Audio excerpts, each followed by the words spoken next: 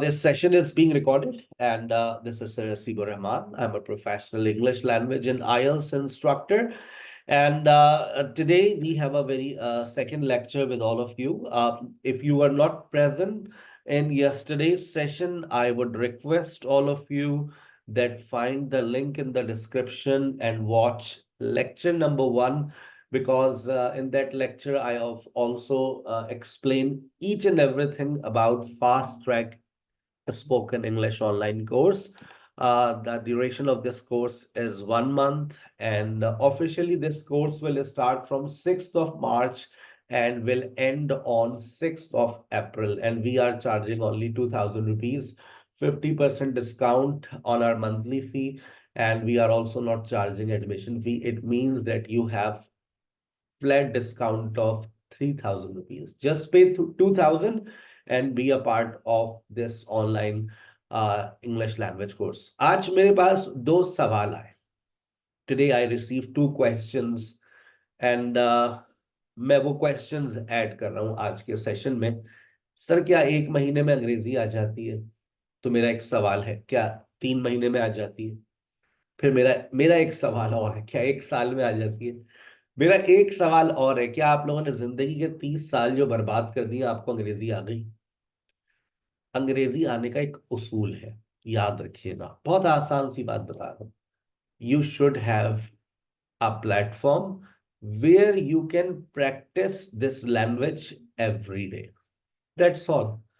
No matter you spend 1 month, 2 months, a year, if you have environment, if you are working in any organization where English is spoken, if you are working in an organization or a school or any kind of firm where English is spoken, you don't need this platform then. But if you are just living in your home, you are doing home chores, you are learning for your kids, so then you always need this platform. That's why we give you lifetime access. Once you have completed professional spoken English online course, you will have access of our platform for at least 12 months. That's lifetime, right? तो बेटा जहन में ये बात याद रखें, you always need practice. आप 3 महीने सीखें, 3 महीने सीखने के बाद आप 3 हफ्ते जरा मुझसे दूर रहिए, आप वापस उसी प्लेटफॉर्म पर आ जाएंगे जहां पर थे.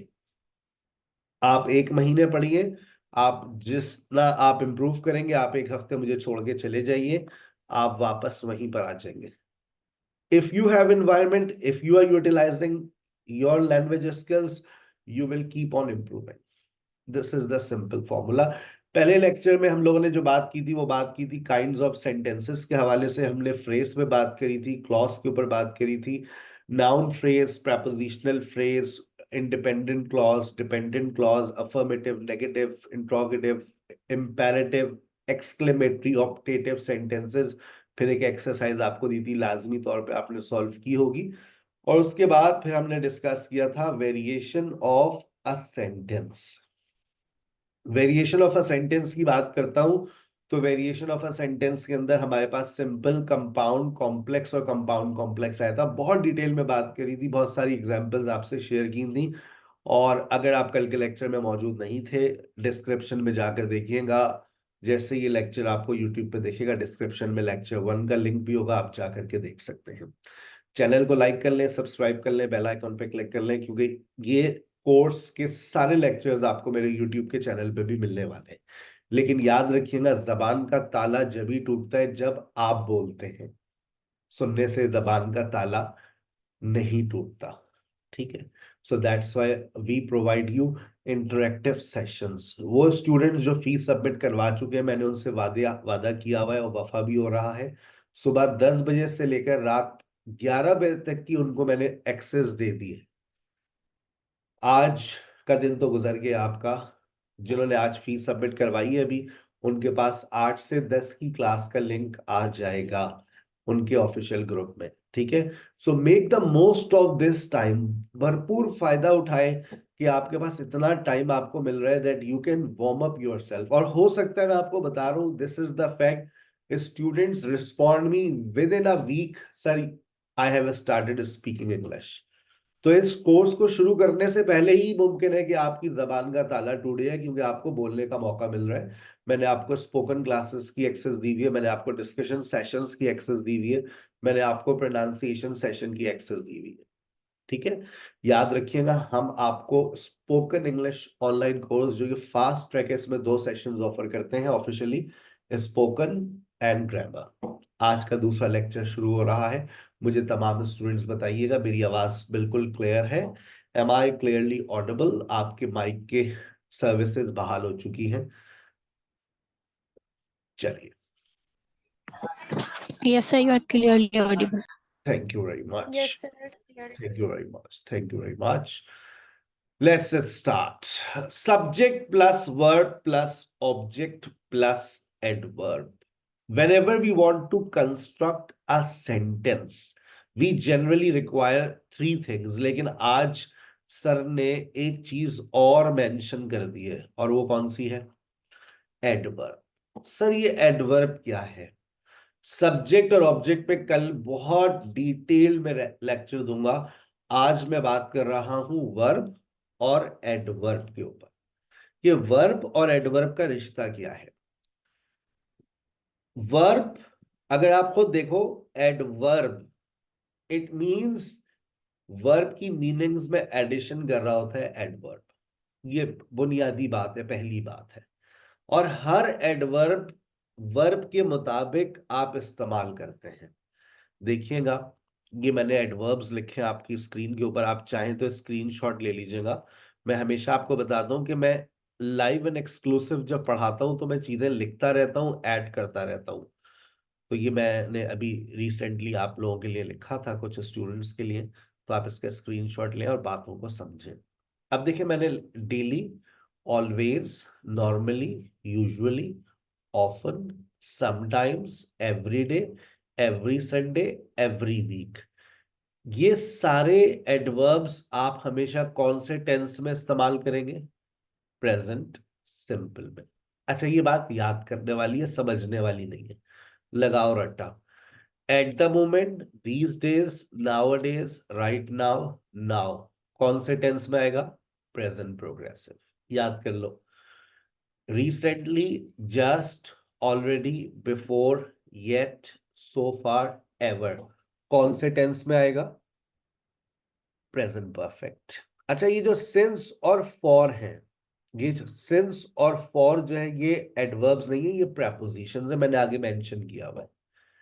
ठीक है, ये याद करना मेरे साथ साथ। अभी मैं बिल्कुल इसको याद करवा दूंगा, सेशन खत्म होगा, ये सारी बातें जहन में होंगी। हमारी सबसे पहली प्रॉब्लम जो होती है ना, वो ये होती है, जब हम बोल रहे होते हैं तो हमारी वर्ब की मिस्टेक होती है, हम वर्ब में गलती कर देते हैं। अब उस गलती से बचने के लिए हम क्या करें? हम इन एडवर्ब्स को याद कर रहे हैं, प्रेपोजिशन को हमने याद किया। हमारे सामने जो इस वक्त स्क्रीन आ रही है, अब आप गौर से देखिएगा। आप में से जो स्टूडेंट्स मेरे साथ एक्टिवली इन्वॉल्व है, वो अपना हैंड रेज रखिए, कर सकते हैं। ठीक है, ताकि जब मैं उनसे सवाल करूं तो वो जवाब दे। हैंड रेज कर सकते हैं आप लोग। Sir, I am actively involve. हो सकता है आप में से कुछ स्टूडेंट्स इस वक्त खाना बना रहे हो, तो I am not going to disturb them. ठीक है, तो चलिए, I love to take interactive sessions. और जब आपका नाम लिया जाए, जब भी अपने माइक को ऑन कीजिएगा, वरना आपके घर की आवाजें हमारे घर में आएंगी और ये अच्छी बात नहीं है। ठीक है, मैंने एक सेंटेंस लिखा, अली, और ब्रैकेट में मैंने लिखा टीच इंग्लिश। किरण, अपना माइक बंद कर दे बेटा, आपको मेरी आवाज आती रहेगी अगर आप माइक बंद भी कर देगी। Ali teach English. अच्छा, अब देखिए, मैंने यहां पर अगर आपसे एक सवाल करूं, अली टीच इंग्लिश, बताओ मैं टीच को क्या करूं? तो शायद आप लोग, इकरा, उनसा, हवा, क्या जवाब होगा? Ali teach English. चारों ऑप्शंस आप बोलना शुरू कर देंगे, sir. Sir, it's a verb. Sir daily आ जाएगा इसमें। बैकग्राउंड पे नॉइज नहीं होनी चाहिए। When you are in the class, तो आप माइक ऑन करेंगे, आपका बैकग्राउंड नॉइज ही होगा ना, तो मुझे बात समझ नहीं आएगी। So you must be in a place where there is no background noise. Ali teach English. Ali teach English. अब आप ये भी कह सकते हैं Ali teaches English. आप ये भी कह सकते हैं Ali is teaching English. Ali has taught English. Ali has been teaching English. चारों ऑप्शंस हैं, क्योंकि इसके अंदर सर ने क्या इस्तेमाल नहीं किया, इसके अंदर सर ने कोई भी एडवर्ब का इस्तेमाल नहीं किया। अगर आप एडवर्ब का इस्तेमाल करेंगे, अगर आप एडवर्ब का इस्तेमाल करेंगे तो फिर फैसला होगा। देखिए अब मैंने इसमें लगा दिया एवरी डे। अब अगर मैं इसमें एवरी डे लगा देता हूं तो अब मेरा जवाब क्या होगा बताइए इकरा। उनसा। माइक पे टैप करेंगे इकरा उनसा हवा, आपका माइक ऑन हो जाएगा।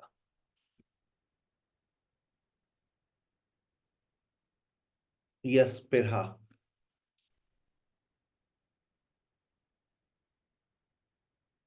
माइक पे आप एक दफा टैप करें, आपका माइक ऑन हो जाएगा। Sir, Ali teach English every day. Ali teach English everyday, इसमें आपने सिर्फ ईएस का इजाफा कर देना है। Ali teaches English everyday. अच्छा, अब इस एडवर्ब को चेंज करते हैं, ठीक है। अब हम इस एडवर्ब की जगह पर फॉर एग्जाम्पल मैंने यहां पर लिख दिया राइट नाउ। अब आपका जहन क्या कहता है, अब आप क्या करेंगे? सर इसमें इस टीचिंग आ जाएगा। He is teaching right now. आपका जहन आपको अगर इस तरह से मैसेज दे रहा है कि हाँ भाई देखें अब ऐसा होगा, इसका मतलब है your mind is much better. Right now की जगह पर अगर मैं रिसेंटली का वर्ड इस्तेमाल करूं, रिसेंट, तो अब बताइए कि आपका जवाब क्या होगा अर्श। Ali taught English. Ali has taught. Ali has taught English recently. Recently हमेशा कहां पर आता है? प्रेजेंट परफेक्ट में। Ali has taught English recently. अच्छा, अब इस एवरीडे की जगह पर मैं यहां पर लगा देता हूं फॉर 2 years, तो अब आपका जवाब बदल जाएगा फॉर 2 years। बताइए जवाब क्या होगा Rukhsana. Ali has been teaching English for 2 years. आप इस डिसिप्लिन है ना कि आपसे जब आपका नाम ही नहीं लिया जा रहा तो बेटा आप क्यों बोल रही है, या कोई भी स्टूडेंट बीच जिसका नाम लिया जाएगा उस वो बोलेगा तो क्लास बड़ी डिसिप्लिन रहेगी, वरना कोई बात समझ ही नहीं आएगी। यू विल मेक हॉच पॉच, ठीक है। यस, ये 2-3 दिन लगते हैं ये डिसिप्लिन सीखने में, फिर मजा आएगा। आप हैंड रेस करके रखें, आपका नाम आएगा, आप बोले yes Rukhsana. Ali teach English for 2 years। Ali has been teaching English for 2 years. Ali has been teaching English for 2 years। यानी कि ये बात समझ आ गई है कि एडवर्ब का ताल्लुक वर्ब से है। अच्छा, अब देखें, अब आप लोग गलती आइडेंटिफाई कीजिएगा। मैं एक सेंटेंस लिख रहा हूं, सारा कॉल्ड मी राइट नाउ। अब आप बताइए ये जुमला मैंने सही लिखा है या गलत लिखा है, उनसा बताइए। उनसा। सर ये जो जी सर, ये जो राइट नाउ है इसके साथ इज एम आर और आईएनजी वाली वर्ब आनी थी, लाइक ये प्रेजेंट कंटिन्यूस था, तो इज कॉलिंग आना चाहिए यहाँ पे। सर ये अब आप देखिए, ये कब आपको चीजें आती है जब आपकी नॉलेज में सर ने इजाफा कर दिया कि भाई देखें ये जो एडवर्ब्स है इनका ताल्लुक फला टेंस से है, आप इसको याद कर लें।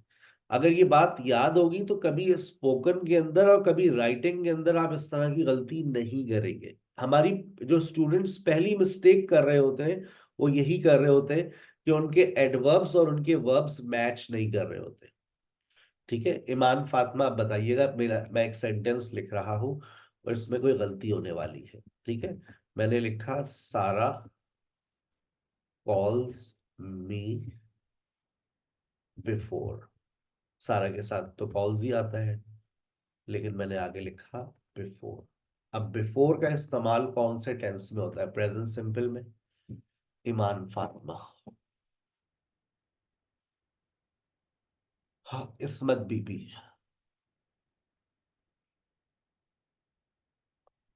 पिरहा, Sarah has called me before. सारा हैज कॉल्ड मी बिफोर। यानी कि अब देखें, ये रट्टा लगाने की जरूरत है ना बेटा, रट्टा लगेगा तो दिमाग में ये चीज बैठ जाएगी। तो जो इस वक्त आपकी स्क्रीन आपके मोबाइल फोन पर आ रही है उसका स्क्रीनशॉट ले लीजिए, ताकि ये गलती करना आप लोग बंद कर दें। हर एडवर्ब का ताल्लुक एक टेंस से होता है। प्रेजेंट सिंपल के एडवर्ब्स, प्रेजेंट प्रोग्रेसिव के एडवर्ब्स, प्रेजेंट परफेक्ट के एडवर्ब्स, और प्रेजेंट परफेक्ट प्रोग्रेसिव के अंदर जो सेंस ऑफ और आ रहा है, मैंने बता दिया कि वो क्या है, प्रेपोजिशंस है, वो एडवर्ब नहीं है। ठीक है, चलिए थोड़ा सा आगे चलते हैं। पास्ट, अच्छा पास्ट और फ्यूचर को देखिएगा, पास्ट और फ्यूचर।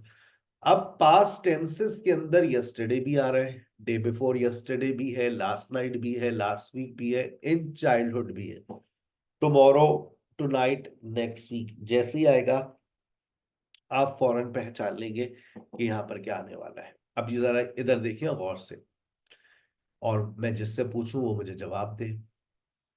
यस, अर्श, मेहर, यहां लिखा हुआ है it rain since morning, it rain since morning. अब सिंस मॉर्निंग को देखकर आपके जहन में कौन सा टेंस आ गया फौरन? Sir, it has raining since morning, maybe. Has been raining since morning। और अगर रुखसाना, अगर टुमारो लिखा हुआ है तो अब इट रेन टुमारो, क्या कहेंगी इसका जवाब? Rukhsana, Iqra, it rain tomorrow, It will rain tomorrow. It will rain tomorrow. गलती से बचने का तरीका क्या है कि इसका रट्टा लगाइए, क्योंकि हमारी पहली गलती यही है कि हमारा एडवर्ब और वर्ब मैच नहीं होता। It rain eight the moment, बताइए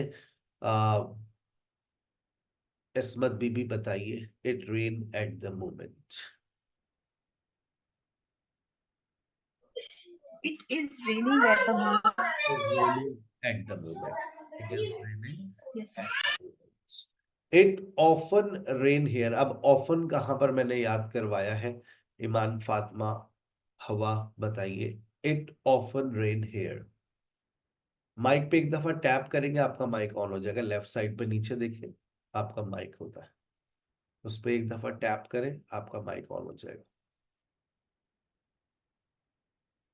yes, पिरहा,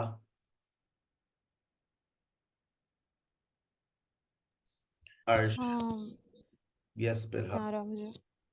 it rain eight the moment, eight the moment कौन से टेंस में आता है? प्रेजेंट प्रोग्रेसिव में आता है।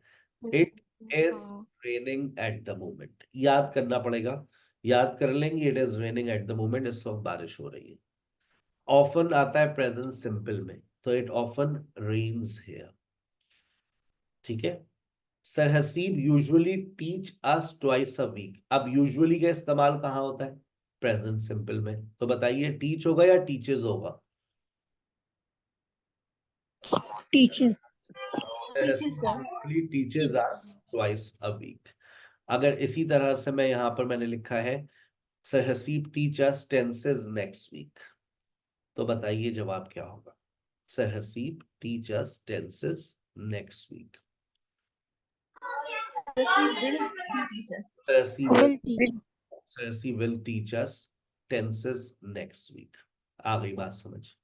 ठीक है, अब ये याद रखना है, इसका स्क्रीनशॉट लेना चाहे ले लें कि किसके साथ कौन सा एडवर्ब लग रहा है। एडवर्ब और वर्ब का बहुत गहरा कॉम्बिनेशन होता है, ये आपके जहन में बात रहनी चाहिए। अब बात करते हैं पोजीशन ऑफ एन एडवर्ब की। अच्छा सर आपने बता दो दिया एवरीडे को आप इस फला टेंस में लगा लें, लेकिन ये आएगा कहां पर? आप खुद देख लीजिए। आप चाहें तो एवरीडे को जुमले के आखिर में ले जाइए, आप चाहें तो जुमले के शुरू में ले आइए, चाहे तो वर्ब से पहले ले आइए। Sir Hasib teachers us every day, every day sir Hasib teachers us. Sir Hasib every day teaches us. आप एवरीडे को सेंटेंस के आखिर में ले जा सकते हैं, शुरू में ला सकते हैं। सर क्या हर एडवर्ब के साथ ऐसा कर सकते हैं? आइए करके देखते हैं। Sometimes she calls me sometimes, she sometimes calls me, हो गया। ही यूजुअली प्लेस क्रिकेट, यूजुअली ही प्लेस क्रिकेट, ही प्लेस क्रिकेट यूजुअली, बिल्कुल सही है। यस्टरडे शुरू में, यस्टरडे आखिर में, यस्टरडे वर्ब से पहले। लेकिन दो एडवर्ब्स ऐसे हैं जैसे नेवर और ऑलवेज, मैंने इनको जुमले के आखिर में कभी नहीं देखा। शी डिस्टर्ब्स मी ऑलवेज लगा सकते हैं क्योंकि एडवर्ब कहता है कहीं भी आ सकता है, लेकिन कुछ चीजें होती हैं जो अपनी जगह पर अच्छी लगने लगती हैं, जैसे नेवर और ऑलवेज वर्ब से पहले अच्छे लगते हैं। He never buy cell phone. अब जैसे बिफोर है, अब बिफोर का इस्तेमाल हम जुमले के आखिर में ही करते हैं। I have talk to Wasim Akram before, कभी ये सुना है I have before talk to Wasim Akram? सुना है कभी कि बिफोर बीच में आ रहा जुमले के? Before I have talk to Wasim Akram सुना है कभी आपने कि बिफोर जुमले के शुरू में आ जाएगा? खुद लगा कर देखें, आपकी जबान से सेंटेंस ही नहीं बनेगा। Before I have taken Hasib's classes before, this is absolutely correct. ठीक है बेटा, तो एडवर्ब की जो जगह है सेंटेंस के आखिर में, सेंटेंस के शुरू में, वर्ब से पहले। और दो एडवर्ब्स मैंने आपको ऐसे बताया जो अपनी जगह पर रहते हैं, कुछ एडवर्ब्स की जगह फिक्स है जैसे बिफोर। मेरा आपसे एक सवाल है, जनरल नॉलेज का सवाल है। मैं जब एक वर्ड का जवाब लिया करूं तो आप जवाब देकर माइक बंद कर सकते हो, उसमें जरूरी नहीं है कि मैं किसी का नाम लूं।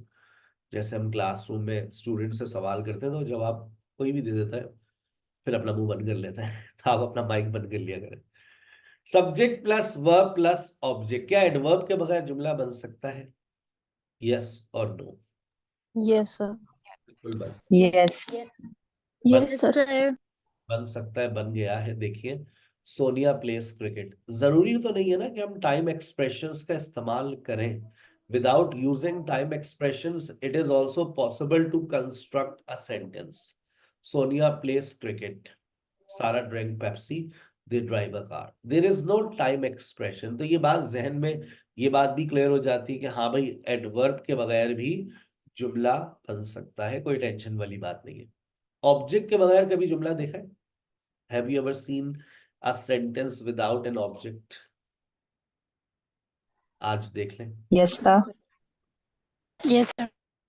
Subject plus verb, she talks, कहते ना, oh I see, oh I see, I understand, I know, I know. अब जब आपने ये कह दिया I know, I understand, birds fly, इन सेंटेंसेस में देखें ये सेंटेंस है। सेंटेंस की डेफिनेशन क्या है? सेंटेंस के अंदर कम से कम सब्जेक्ट और वर्ब का होना लाजमी, सब्जेक्ट और वर्ब का होना सेंटेंस के अंदर लाजमी होता है। तो देखें दो चीजें तो आ रही है ना, बर्ड्स फ्लाई। अब मैं ये कह दूं सब्जेक्ट के बगैर जुमला बना लो, तो बताओ क्या ये मुमकिन है? सोच समझ के, अगर मैं ये क्या बात Yes, sir. बिल्कुल। Yes, sir. Sir. Are you sure? Yes, sir. बन गया भाई, वर्ब के बगैर, सब्जेक्ट के बगैर भी जुमला बना दिया पाकिस्तानी अवाम ने, कुछ भी कर सकते हैं। Yes, sir. वैसे ऐसे लोग हुक्मरान हमारे ऊपर हुक्मरानी कर सकते हैं, तो फिर सेंटेंस तो बड़ा मासूम सी चीज है। सब्जेक्ट के बगैर भी जुमला बन सकता है। देखें, बज़ाहिर तो ऐसा ही लग रहा है, कॉल सारा नाउ, सर इसमें कोई सब्जेक्ट नजर नहीं आ रहा है। किल हर राइट नाउ, मार डालो इसको अभी के अभी। ओपन द डोर नाउ, दरवाजा खोलो अभी के अभी। डोंट किल हिम टुनाइट, आज रात उसको मत मारो, कल मारना। डोंट कॉल हिम टुनाइट, आज रात उसे फोन मत करो, कल करना। और आगे चलते हैं, क्या वर्ब प्लस ऑब्जेक्ट सेंटेंस बन सकता है? सिर्फ वर्ब हो और ऑब्जेक्ट हो। हेल्प मी, मदद करो मेरी। Yes. कॉल हर, बुलाओ उसको। दरवाजे पर दस्तक ना दो, don't knock at the door.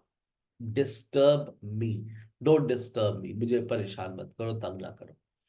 आंखें खोल कर देखो, आंखें खोल कर देखो, कॉल सारा, क्या तुम्हारी आंखों को कुछ दिख रहा है?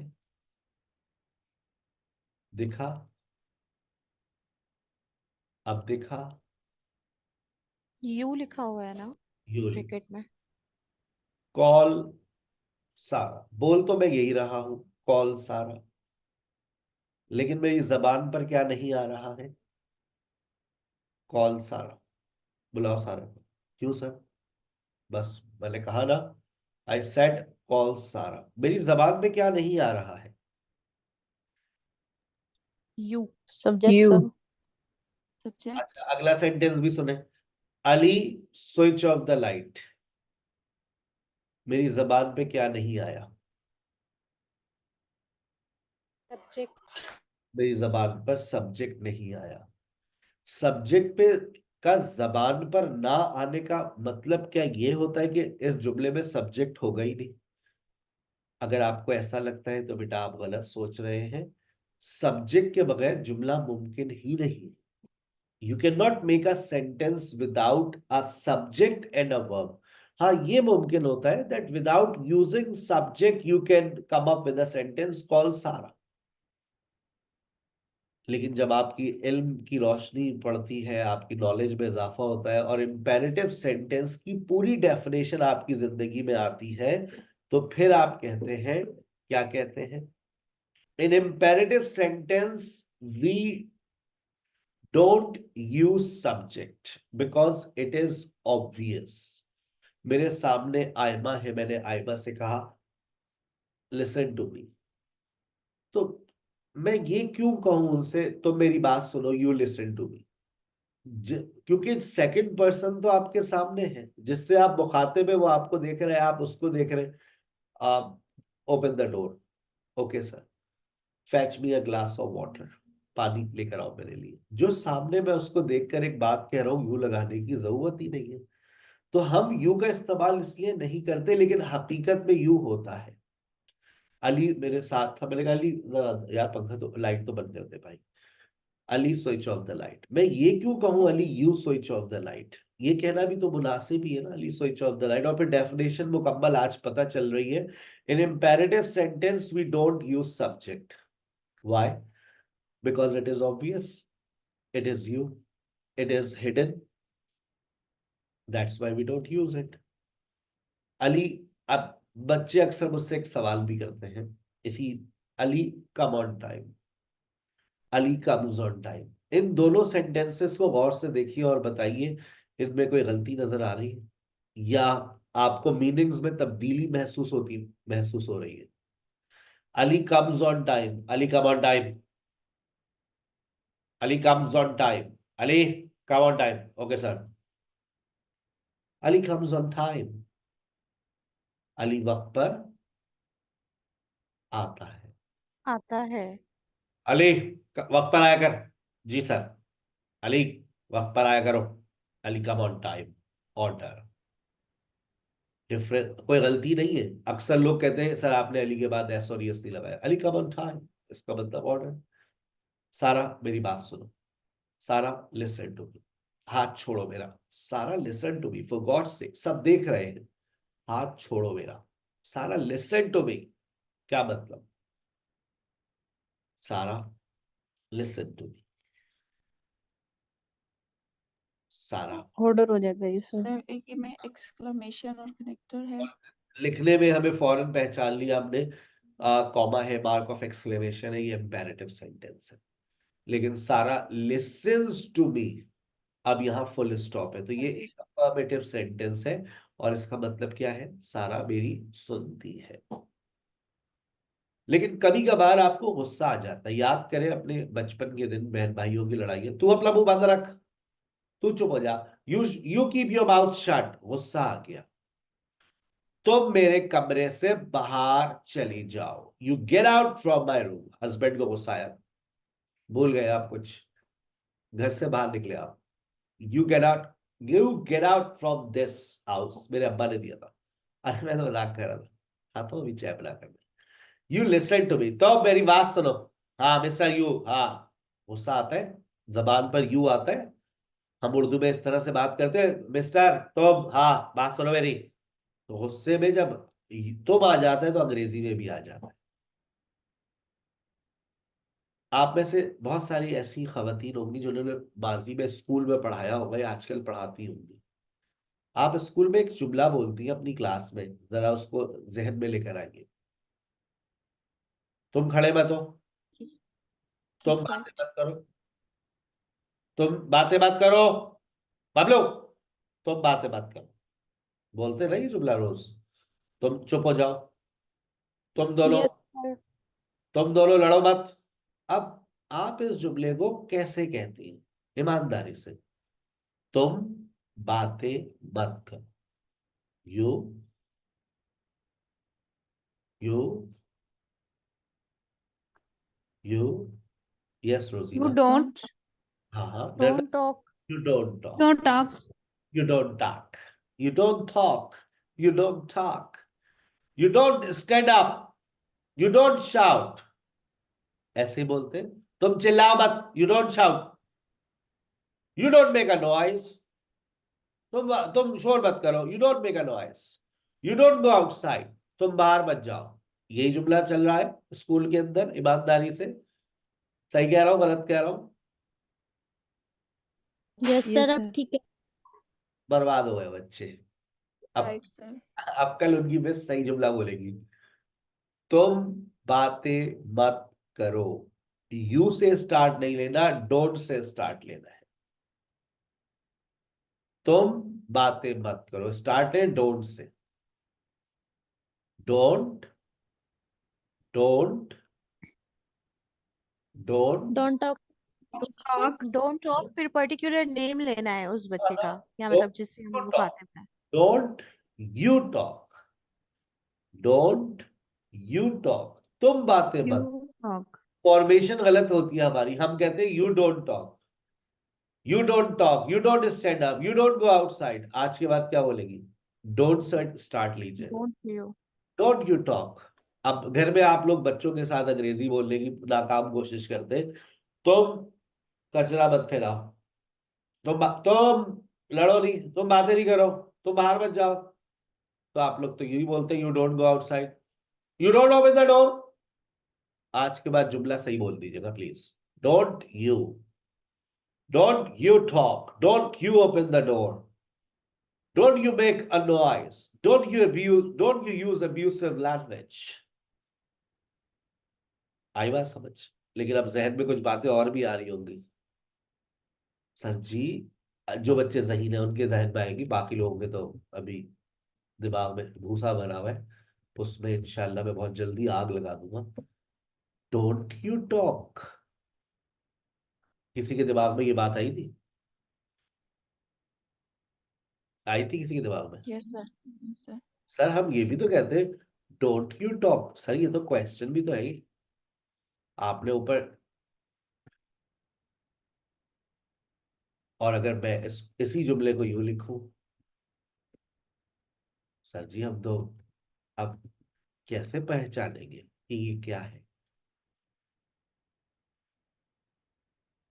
आप, मैं सिर्फ बोलूंगा और आप पहचान लेंगे कि ये क्या है। ये तो ऑर्डर है। लिखने में तो सर हमें पता चल गया कि मार्क ऑफ एक्सक्लेमेशन है और क्वेश्चन मार्क है, लेकिन जब कोई बोलता है तो सर मार्क ऑफ एक्सक्लेमेशन और क्वेश्चन मार्क तो नहीं दिखता, लेकिन जो उसकी टोन होती है वो आपको बता देती है। Don't you talk. बताओ ये क्या है? क्वेश्चन है या ऑर्डर है? Don't you talk Question. Question है। डोंट यू और टॉक, तुम बातें नहीं करते हो, है? Don't you talk, don't you disturb मी, तुम मुझे परेशान नहीं करते हो। अब मेरे भाई आ गए तो तुम्हारी हवा निकल गई। Don't you disturb me every day when I go to college. अब करो मेरे भाई के सामने, बताएंगे मेरे भाई, चारों बिल्डर है, black belt. Don't you talk Ali, don't ये यू ऑर्डर मतलब कैसे? order. Order. बता देती है आपकी। Don't you touch it, don't you touch it, it's very dangerous, don't you touch it. इसको तुम हाथ मत लगाना, बहुत खतरनाक है, काट लेगा, इट विल बाइट यू। आपकी टोन बताती है कि ये ऑर्डर है या क्वेश्चन है। और आपकी अब्बा की टोन याद करें जब आपका रिश्ता आया था। अरे आप लीजिए ना, कबाब लीजिए, जो आप कान लगा के पीछे पर्दे से सुन रही थी सारी बातें। अरे आप लीजिए ना, you just have some kebabs, बच्ची ने अपने हाथ से बनाए, वो खालदा आंटी ने बनाए थे, रिश्ता खालदा आंटी की वजह से पक्का हुआ है। अरे आप यहाँ बैठिए, you just sit here, Khalda aunty का सोफा। अच्छा आप बात तो सुनिए, ये आप क्या कर रहे हैं, परसुएड कर रहे हैं, आमादा कर रहे हैं, बात तो सुने आप। Sir please sir, sir you just listen to me sir, please sir you accept my assignment please sir. अब यू का इस्तेमाल क्यों हो रहा है, अब गुस्सा नहीं है हम, अब आप चाह रहे हैं कि सामने वाला आपकी बात को मान ले। क्योंकि वो क्वेश्चन है शायद। नहीं क्वेश्चन नहीं है, आमादा कर रहे हैं। मैं आपको एक मिसाल दे दूं, बड़ी मशहूर है। तो सीना जाओ ना, वो बच्चा क्या कर रहा है काजुल के साथ, काजुल को रोकने की कोशिश कर रहा होता है, तो सीना जाओ ना, तो सी रुक जाओ ना, you just stay, don't you go, तो सीना जाओ ना, don't you go, will you, don't you go, ना जाइए आप। अब बात समझ आती है आपको? डोंट यू स्टैंड अप, तुम खड़े मत हो, गुस्सा। यू डोंट स्पीक इंग्लिश, तुम इंग्लिश नहीं बोलते हो, डोंट यू स्पीक इंग्लिश। और अगर ये हो डोंट यू स्पीक इंग्लिश, देखते कौन हो मुझे इसकी उर्दू भी लिख देता है। डोंट पहला वाला, don't you speak English, don't you speak English, क्या उर्दू होगी बताओ? इंग्लिश मत बोलो। तुम इंग्लिश मत बोलो, तो बर्बाद। इंग्लिश बोलते डोंट ऑर्डर है इंग्लिश नाउ। तुम मत बोलो, अल्लाह का वास्ता है, मतलब हम तुम इंग्लिश नहीं बोलते। Don't you speak English, don't you speak English, क्या तुम इंग्लिश नहीं बोलते? तुम इंग्लिश नहीं बोलते हो। क्या तुम इंग्लिश नहीं बोलते? डोंट यू शाउट, क्या तुम तुम मत शोर चिल्लाओ। चिल्लाओ मत, चिल्लाना मुझे भी आता है। Don't you shout, don't you shout. क्या तुम नहीं चिल्लाते। आ गई बात समझ? आपकी टोन आपको समझा देती है। क्या एक सेंटेंस में दो ऑब्जेक्ट्स आ सकते हैं? Is it possible to use two objects in a sentence? क्या ये मुमकिन यस सर। कि हम सेंटेंस के अंदर दो ऑब्जेक्ट्स का इस्तेमाल कर ले? बिल्कुल कर सकते हैं। जब दो वर्ब्स आ यस सकते हैं, सर। दो सब्जेक्ट्स आ सकते हैं, दो एडवर्ब्स आ सकते हैं, तो दो ऑब्जेक्ट्स भी आ सकते हैं। गौर से देखिएगा, बहुत आसान सी बात है, थोड़ी सी टेक्निकल है।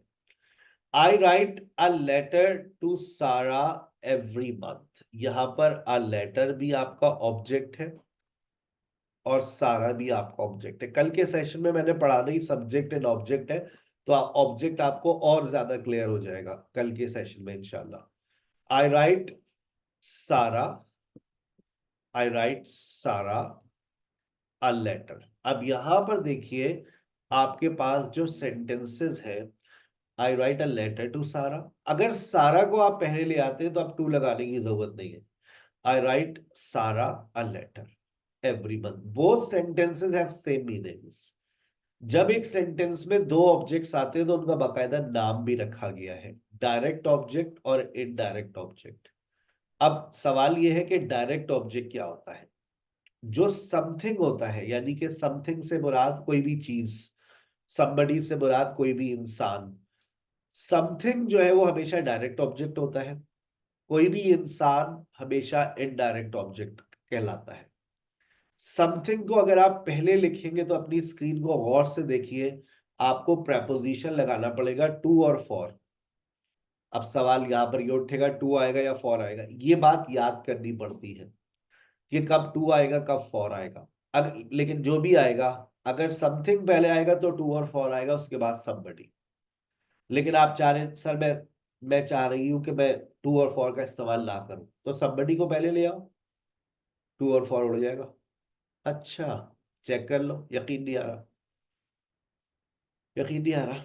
I ask a question, I ask Ali, बताओ इसमें क्वेश्चन समबडी है या समथिंग है? समथिंग। something, इसमें इस वक्त तो यहाँ पर जो I ask a question, I ask a question something है। आई आस्क अली, अली क्या है? somebody। अब मैं अब आपसे मैंने आपको somebody, अब मैंने आपको दो ऑप्शंस दिए हैं। आप समथिंग को पहले लाएंगे तो टू लगाना पड़ेगा, somebody को पहले लाएंगे तो टू उड़ जाएगा। I ask a question to Ali, Ali को पहले ले आइए। I ask Ali a question. Both sentences are absolutely correct, both sentences are absolutely correct, no problem with both sentences. आ गई बात समझ? और देखते हैं कोई सेंटेंस मिल जाए। I give Sadia a lecture, lecture को पहले ले आओ। I give a lecture to Sadia. कौन सा सेंटेंस आपने अपनी जिंदगी में ज्यादा सुना है? वैसे एक जनरल नॉलेज की बात, कौन सा जुमला पहला Second पहला second no one. sir, नीचे वाला, two First वाला। one. गलती ज्यादा करते हैं। I give a lecture to Sadia, लेकिन ये भी बिल्कुल सही है। I give Sadia a lecture, मैं सादिया को लेक्चर देता हूं। आई teach Ali, I teach English. अब बताओ, आई टीच अली, आई टीच, देखो दोनों चेक करो, दोनों तुम लोगों ने सुने होंगे। I teach English to Ali, I teach Ali English. Both sentences are absolutely correct, no problem with both sentences. I will buy you a car, ऐसा हो सकता है I will buy a car for you. ज्यादा कौन सा सुना है, आखिरी वाला या second last? For you, Last one, sir. last वाला। लास्ट वाला। आज ये तो शायद पहली मर्तबा सुना हो, I will buy you a car. I will make a cup of T for you, I will make a cup of T for you. ठीक है, यू को पहले ले आओ, बताओ। I will make a tea for you. I will make I'll make you a cup of tea. I will make you a cup of you a cup of tea. मैं तुम्हें चाय की प्याली बना दूंगा। सर ये तो मतलब आप जादूगर है। अरे वही बात तो है ना, मैं तुम्हें चाय की प्याली बना दूंगा, तुम बैठो इतनी जल्दी में क्यों? I will make a cup of T for you, I will make you a cup of T, बात एक ही है। लेकिन हमारी नॉलेज में आज से पहले बस एक ही था। अच्छा सर, अब आप ये बताइए, आपने ये फॉर और टू की मतलब बात तो शोशा तो छोड़ दिया है, अब हमें कैसे पता चलेगा या टू आएगा या फॉर आएगा? ये एक अच्छा सवाल है। आपके पास ये नोट्स आ जाएंगे दोबारा, वैसे तो मैं रोज ही भेजता हूँ, लेकिन फिर भी कोई ना कोई उम्मीदवार ऐसा होता है, हमें तो नहीं मिले। तो आपके नोट्स के अंदर मैंने एक सप्लीमेंट भी ऐड किया है, और उसका टाइटल है, आप खुद अपनी गुनहगार आंखों से देख लीजिए। ये नोट्स आपके पास आ रहे हैं थोड़ी देर में, और आज जितने भी पार्टिसिपेंट्स हैं उसके बाद वो चाहे तो अभी आपके पास एक लिंक और आएगा। 8 से 10 एक क्लास चल रही है, और उसमें सिर्फ वही पार्टिसिपेंट्स हैं जो इस वक्त यहाँ बैठे हैं, जिनका पहला दिन है, दूसरा दिन है, पहला हफ्ता है, जो अभी फास्ट ट्रैक में जाने वाले, सिर्फ वही स्टूडेंट्स होंगे 0 मीटर। तो आप लोग ज्वाइन कर सकते हैं इसके बाद भी, 2 घंटे का सेशन। ठीक है, और जो पे कर चुके हैं उनके पास तो आएगा ही भाई, वो तो ज्वाइन करेंगे ही करेंगे, उनके तो मजे आए हुए। ये आपके पास एक सप्लीमेंट आ गया, इसका टाइटल नोट कर लीजिए, और इसके अंदर आपको मिलता है verb that take double object. ऐसे वर्ब्स जो अपने साथ डबल ऑब्जेक्ट्स लेते हैं या ले सकते हैं। ये वो वर्ब्स आ गए, कुछ प्रैक्टिस एक्सरसाइजेज है, आप सॉल्व कीजिएगा, आंसर की भी अवेलेबल है।